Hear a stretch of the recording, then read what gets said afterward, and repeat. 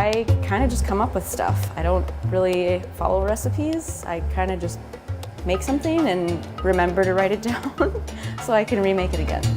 My name is Savannah Villa and I am the pastry chef at Sara's Table, Chester Creek Cafe. Honestly, it was something that I just got how to do, if that makes sense. It's all about chemistry, tasting and making and remaking and fine-tuning everything and also adding more vegan and gluten-free options because the demand has been so high and the response has been very positive from the community. You never know until you try it. Variety is the spice of life, and it could be considered, some things could be considered healthier, I suppose, because it doesn't have all the extra butter and fats in it and stuff like that.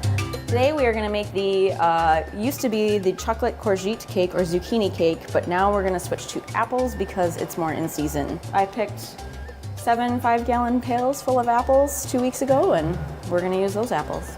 Oven's on at 350. We got our sprayed line pans. Use a spring form or something where the bottom can come out of it easily.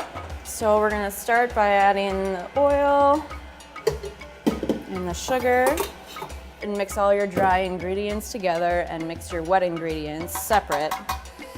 You just want to get the sugar incorporated with the oil. It doesn't have to be overmixed by any means. Overmixing is a big thing. Add a little bit of our vanilla.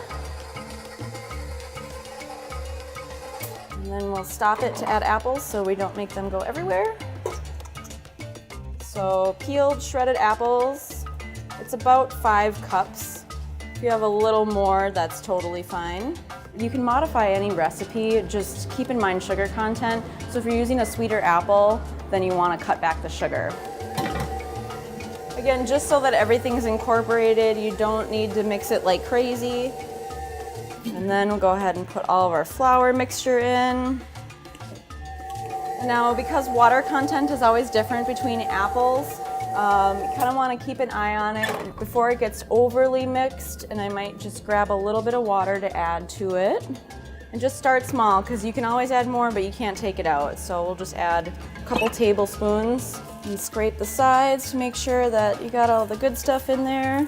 And then finally add the chocolate chips. And we use imported Belgian chocolate, so it is naturally vegan and gluten-free, like chocolate should be. And then you just want to try to get an even amount in each. If one's slightly bigger than the other, it's totally fine since we're making a layer cake. And then they go in the oven. Again at 350, and then after half an hour, rotate halfway, and then another half an hour, and then as long as the toothpick comes out clean, totally good to go. Then you gotta let it cool. And usually with a layer cake, you want the bottom layer to be the bigger, the thicker layer, because then it will hold the top layer a little bit better. And this frosting is just a mix of vegan butter, whatever butter you like, powdered sugar, and vanilla and cocoa powder. And then we're gonna use frosting kind of like spackle and just fill in the crack. Make sure that there's all that goodness in there. Having frosting at room temperature makes it much easier to spread the frosting.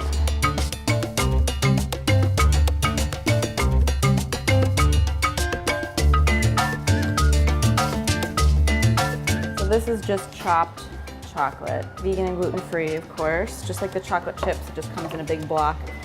And there you have it.